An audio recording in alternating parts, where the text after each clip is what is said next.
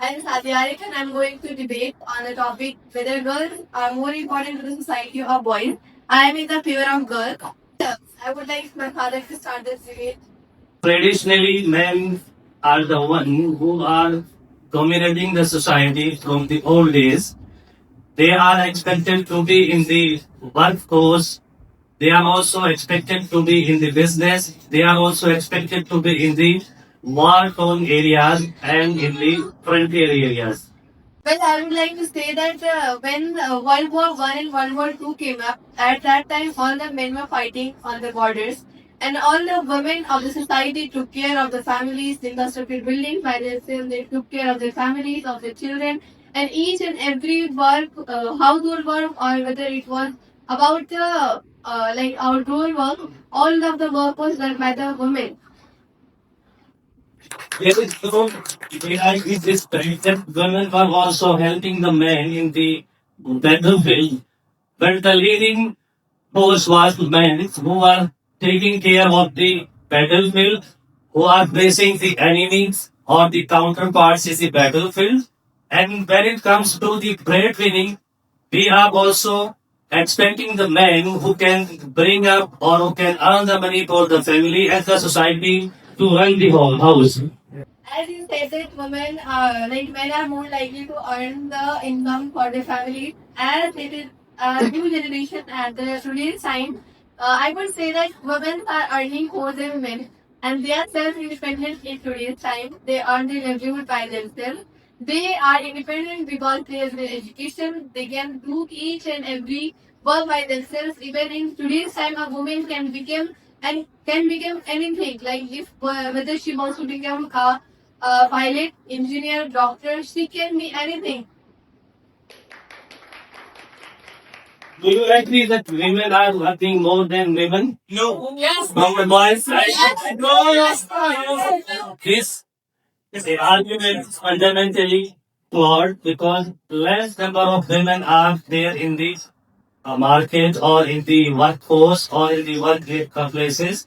But yes, women are coming because of men. Men are allowing women to come to the places where the physical work is not involved.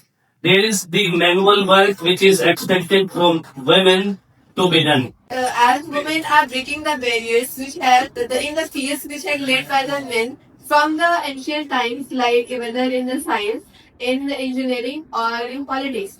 And today's time, women are participating in each and everything, and they are coming up. As I would like to say that right now, a war came up between India and Pakistan. So a woman who led the Indian Army Force was the leading three people from the Army, Navy, Air Force, and the Army, but all men.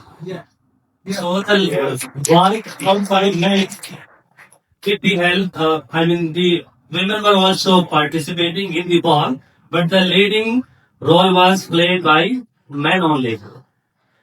Because I think I would say for this that men think that they are much more better than women, but it's not true because they sometimes not allow their daughters, their wives to do those kind of work which they want. So I think it is a drawback of men, not of a woman. As because the society is changing, they should also change their mentality that a woman should lag behind. So, do you agree with the target because men are allowing their daughters, their wives, their sisters to study, to go outside of the house, to work anywhere, to get education anywhere. So this argument also comes with less support from the women's side. They are the ones to give us permission to do that because we are independent and they right in anything we could do was what we want. And as regarding the sense that men are behind women. So I would like to say that there is a man who is behind a woman. As a woman, if a man works in a country, is a like as any profession, so there is a woman who worked at his home. She took care of his children. She took care of his parents. Whether they are very old, then she goes food for them. Even eating everywhere for them. I mean, cooking is not a big thing in these days.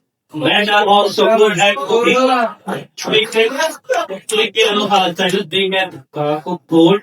We can make tea, coffee, anything which is relevant to food. And Zomato is there, Swiggy is there.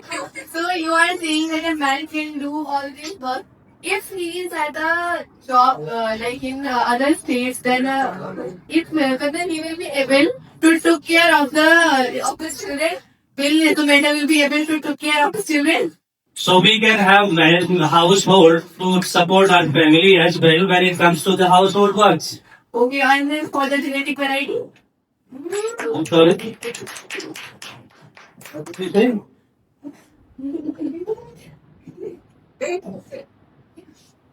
So I would like to give my points now as I had recounted many of his points. As for the war, I would like to take an example of a wife of Prophet Muhammad. Hazrat Aisha, she once had a dispute with Hazrat Ali. She was the leader of that war and she led that and big war and she even killed many of the men belonging to that war. So I would like to say that it's not mandatory for a man to always be in the front line. Women can also be in the front line. Yes, mention how you can also be in the front line, but as we mentioned earlier, when it comes to the physical work, it is the man who is expected to be in the front line. So in modern days of warfare, the shape of the warfare is being changed totally from the days when it used to be in 1500 years back. So in those times, men were the ones who are in the battlefield, not the women. Women used to be in the help only to provide the first aids and something like that. But the main field of work was fought by the men only. I think he is saying is correct, but I would say that it's as generation is changing, society is changing.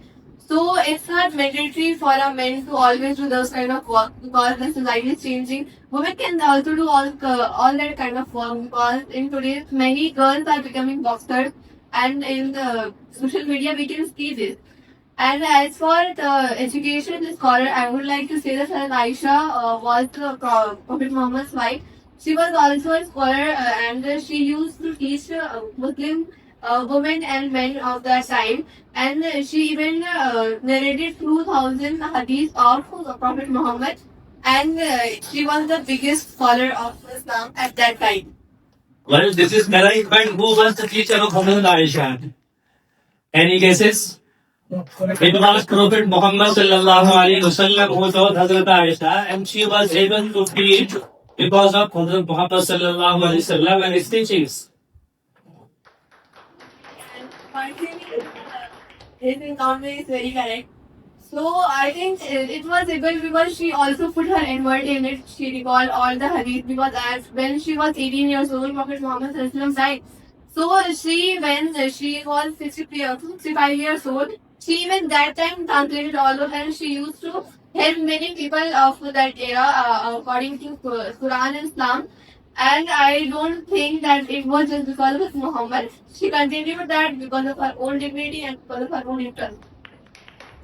As we mentioned earlier, when it comes to the teaching or the inspiration source for Hazrat Aisha, it was a man in the form of Hazrat Muhammad sallallahu alaihi wasallam. So Hazrat Aisha carried on the legacy uh, of Hazrat Muhammad sallallahu alaihi wasallam, and she passed on the education and the teachings of Hazrat Muhammad to her disciples.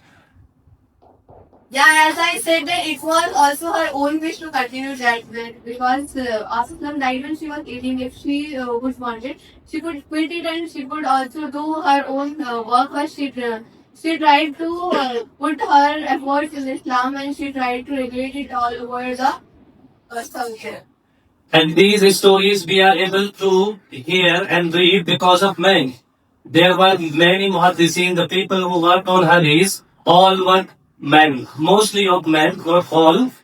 They like Bukhari, Muslim, Abu Dawud, all the muhaddisin and many of them were male. So because of men, we are able to read and write and listen to those stories which are available in the form of those. answer is, I think, correct. I think without the effort of men and women together, a society can't run. Both should contribute equally, and both efforts should be maintained in a society. Without women or without men, a society can't be run. So both efforts are needed. Very good.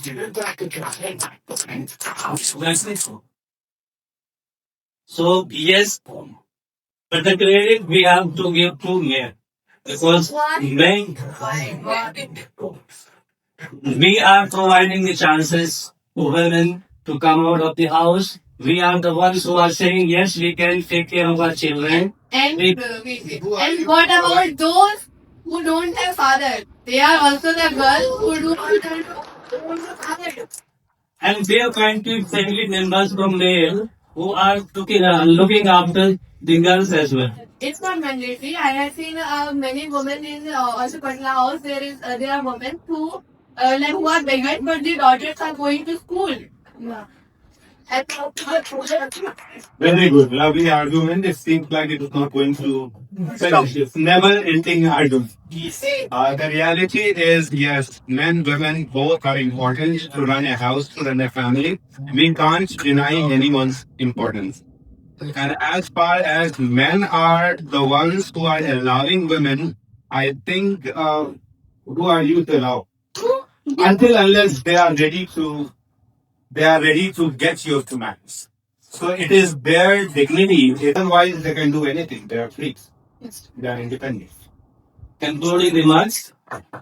So yes, as I mentioned that nobody is superior or inferior. Both are equal and both are need to be in the system to run the system. A family cannot be run without the support of both men and women, husband and wife, and mother or father. So, for the sake, for the argument, we can differentiate because of the term or the debate, but society requires male and female both in the system, in the education, in the healthcare, and in the workplaces as well, so that family or the society can grow early and with the face. Thank you so much for. I would like to end my debate with some lines of Allama Iqbal, which are वजूदे सन से है तस्वीर कायनात में रंग वजूदे सन से है तस्वीर कायनात में रंग उसी की साथ से है जिंदगी का सोते गुरु And thank you.